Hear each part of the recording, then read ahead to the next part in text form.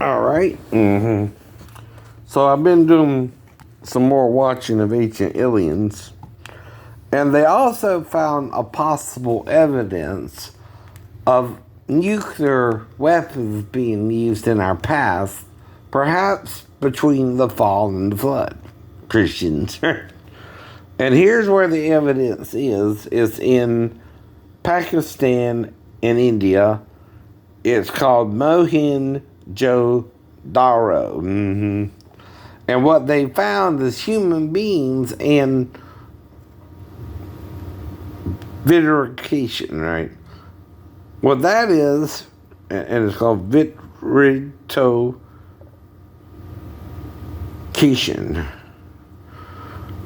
Spelled vitrification, right? VIFRITOCATION,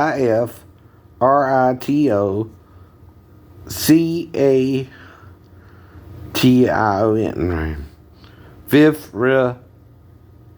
Vitrification, right? Or tocation. Now, the thing is, this is also found in the southwest corner of Libya and Egypt in a desert place. The meaning of this is the glass is found in this area, which has been vitrificized, right, by a nuclear explosion. What this means is there's usually just sand in the desert, right? Glass is created when a nuclear warhead explodes in the desert, right? It vitrifies or vitrifies the sand, right? And makes it like glass, right? Walking on broken glass. Or vitrification glass. Right.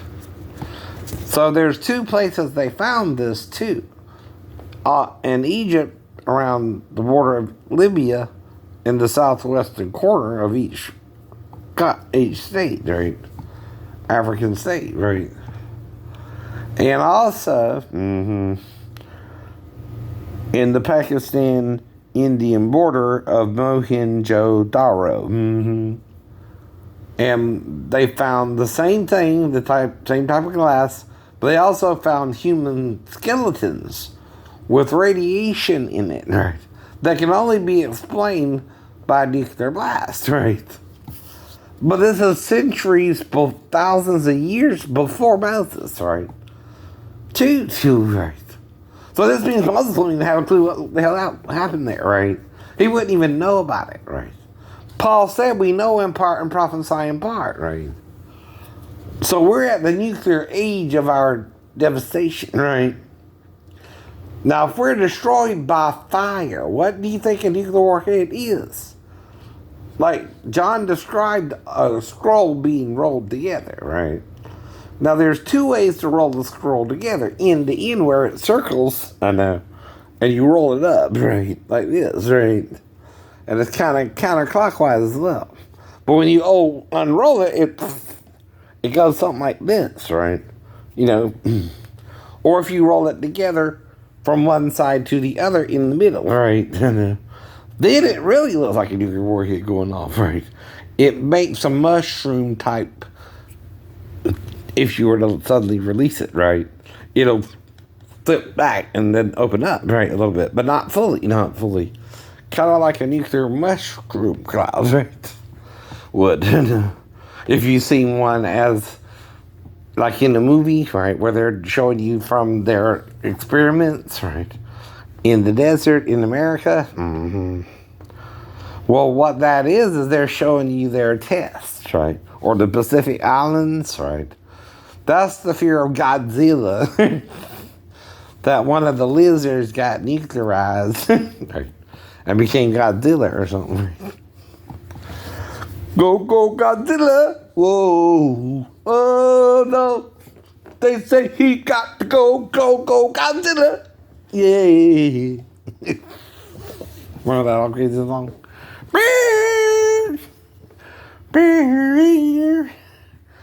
Right. Damn. But that might be real, mofo. And what I'm worried about ain't just the nuclear warheads, it's the neutron bomb technology, Christians. Right?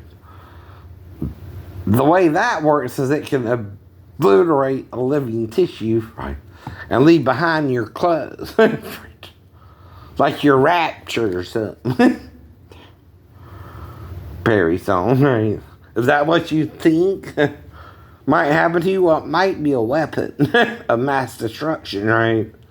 Targeting us as Christians, right? See, the reason I'm giving the warning is if they use this weapon, right, it still might reach certain people who aren't Christians too, right? And see, then after you're gone, no one's going to be there to defend it, right, or explain it, right? Well, let's say I go to Jerusalem, and within 3.5 years, if I'm in the spirit of the two witnesses, right, which is Joshua, Caleb, Jesus and John, Moses and Elijah, right? Though Elijah and Moses are separated through time until Jesus and John, right? And that's John the Baptist and then Jesus, right? John the Baptist's ministry was first, and then Jesus took over, right? Well, John is Elijah and Jesus is Moses, right? The prophet in the spirit of, right? Now, the Muslim tried to make Muhammad the prophet, but he's not. See, he's not Jewish enough, Muslims, I'm sorry, right? Nothing wrong with what he tried to do, which is get you to follow monotheism, right?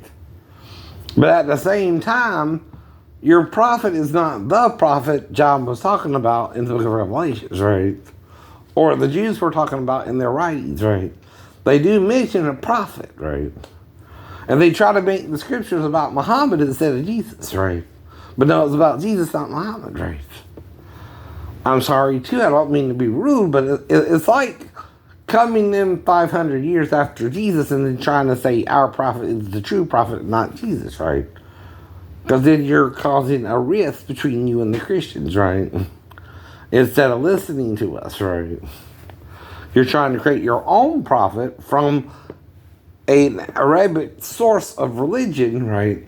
And he's just as, what's the word, pagan before he came to understand monotheism and heard of Jesus too, right? Well, you can't be greater than those who come before you, right? Right. No prophet cannot acknowledge Jesus and be of God, because you can't have two witnesses who witness differently to one another either. Now, he's denying Gabriel said Jesus was the Son of God, right? But in the Bible, that's what Gabriel told Mary, right? An angel can't change his testimony 500 years later, Muslims, and there not be something suspicious there, right? And that's the problem with Muhammad, right? He denies that Gabriel said Jesus was the Son of God when he did. So that's the problem. I know it's a problem. And even John said, these are written that you might believe that Jesus is the Son of God, right? Not Muhammad. Not that Muhammad ain't a great man or a great prophet for you. Do you understand? But he also misled you, whether intentionally or unintentionally, right? Usually men trying to help their own people follow God are not intentionally evil, right? But if he's making women wear burqas or cover up, right, he might be going in the wrong direction, because in Eden we were naked and not ashamed. The sin brought the shame, right? That's why we get dressed. That's why men and women are ashamed of their bodies. The men kind of more than women in certain areas, right? Like I could go topless, but a woman can't because of shame of her breasts. Though if you see the woman's breasts, they're very attractive, right? Especially when you're nursing your children with them, right? See, she nurses your children and gives them the milk, right? From her breast, right? Unless you're using formula or something, that's okay too. We're not judging you, right, by how you nurse your child either, right? We're not here to condemn, we're here to save, right? And that's part of the problem. People forget we're all human. We don't know everything. We know in part and prophesy in part. But when that which is perfect is come, that which is imperfect shall be done away with. That's why I watch shows you wouldn't watch. You're prejudiced. I mean, you're set in your own way, right? And you can't handle the truth, like Jack Nicholson said, in A Few Good Men, right? If you're not doing something you're supposed to do either, right? And if we're not given all the facts from the prophets and the apostles, right? Or they're saying something different here and there, and we're ignoring what they're saying, would change everything, right? Like Paul saying the male and female are one in Christ Jesus. Is this literal or metaphoric, right? Because metaphorically, we are all our mother and father, and Jesus had a mother and a father, right? Though it talks of the seed of the woman, which could be Mary, might have been a hermaphrodite, with both a penis and a vagina, and ovaries and testicles, right? She could have even had gotten herself pregnant somehow, if a true hermaphrodite, right? And he was the son of God, right? Without using a male. Mary herself being the seed within herself that impregnated herself, not knowing what she was, right? Now, Gabriel could also be an old man from the town, right, metaphorically, who knew, right, by the scriptures that Zechariah should have a son with his wife Elizabeth, right, even in their old age, like Abraham and Sarah. Mm-hmm. And he was interpreting the scriptures, right, and got them to hook up one more time. and have John probably. Though he also struck him dumb until it happened, right? And then he started talking to me. I'm just asking, right? I'm just trying to make some sense out of all this, right? Unless it really was the same Gabriel from Daniel. See, Daniel deals with the angel called Gabriel. And also one called Michael, which are viewed as two different things, right? Two different beings, right? Now, another thing about the elves is they're telling us through Hosea, Job, and Moses, they're not a man or the son of God, or the son of Adam, right? They don't look like us is what they're saying, right? They might even not look fully male or fully human, some of them. Now, some of the bad ones were having sex with the daughters of men, too. They weren't supposed to. But that means that they can have a penis and are somewhat viable to reproduce with us, right? So if that's happening, the real problem is also working within the mistakes to repent, right, of those mistakes, right? So say they did, well, we can't change it if they did, right? But we can learn from it, forgive it, and move on, right?